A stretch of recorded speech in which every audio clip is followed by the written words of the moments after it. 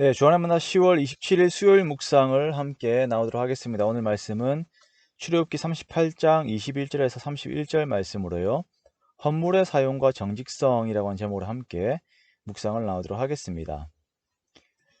제가 주안교회 담임으로 오게 되면서 호산나교회 담임 목사님이신 유진수 목사님에게 담임으로서 가져야 할 덕목에 대한 몇 가지 조언들을 받은 적이 있습니다.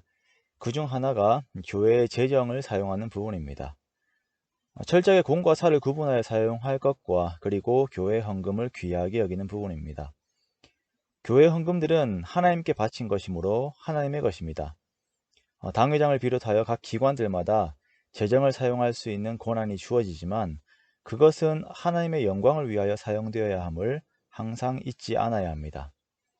두 번째는 그 헌금이 어떤 과정을 거쳐서 하나님께 드려졌는가 하는 것이죠. 이것은 성도들과 교제를 하고 신방을 하면서 성도들의 삶을 돌아보면 쉽게 알 수 있는 부분입니다.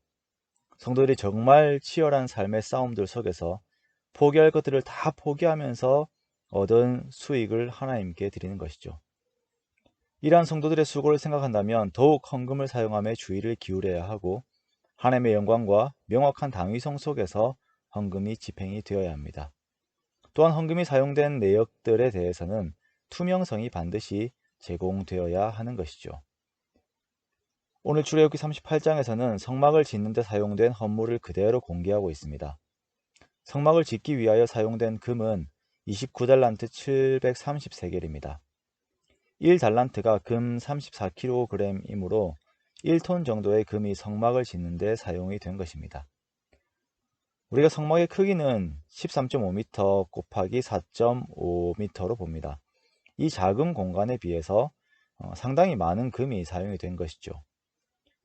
헌물이 사용되는 데에는 반드시 하나님의 영광을 위함이라고 하는 목적이 있기 때문에 때때로는 세상의 가치 기준과는 다르게 이 헌물이 사용이 될 때가 있습니다. 그러기에 예수님 앞에 옥합을 깨뜨린 여인의 헌물의 가치는 예수님 오실 때까지 계속 기념이 되는 것이죠.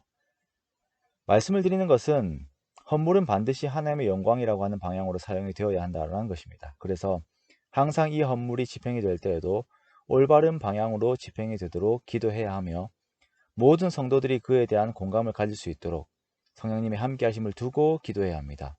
그래야 주의 몸된 교회가 덕 가운데 그 힘을 잃지 않습니다.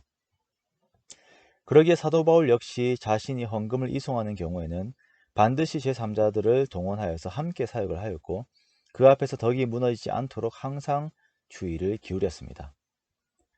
헌금이 사용되는 일들을 위해서 항상 기도하십시오. 돈 앞에서 사람은 너무나도 연약하기 때문에 이 일들을 위해서 항상 기도하셔야 됩니다.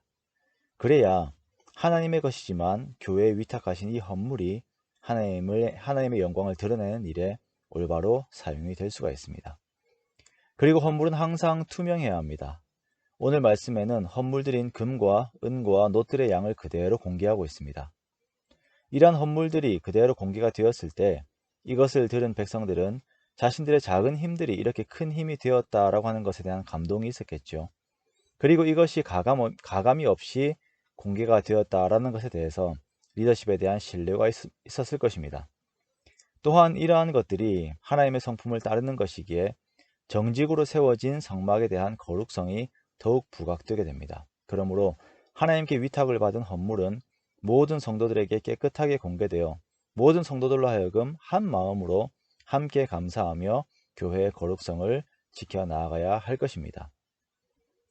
우리가 그리스도인으로 살아가면서 고집스럽게 이러한 깨끗함을 추구하기 원합니다. 그러한 교회가 되기 원합니다. 재정이 투명한 교회는 건강합니다. 재정이 투명한 성도들은 분명 건강한 성도들입니다. 목사는 말할 것도 없습니다. 그러나 우리가 모두 돈에 약하기 때문에 더욱 서로를 위해 기도하고 바르게 서 있기 위하여 힘을 다해야 할 것입니다.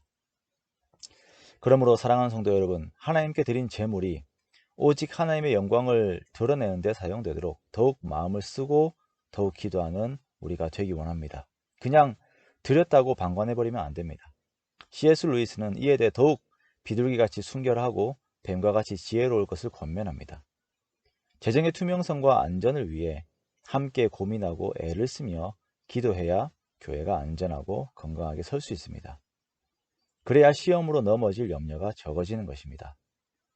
그러므로 우리에게 주신 재물로 더욱 하나님의 영광을 드러내고 그 재물 위에 계신 하나님을 항상 두려워하며 청지기적인 태도로 하나님 앞에 나아가는 저와 여러분이 되시기 원합니다.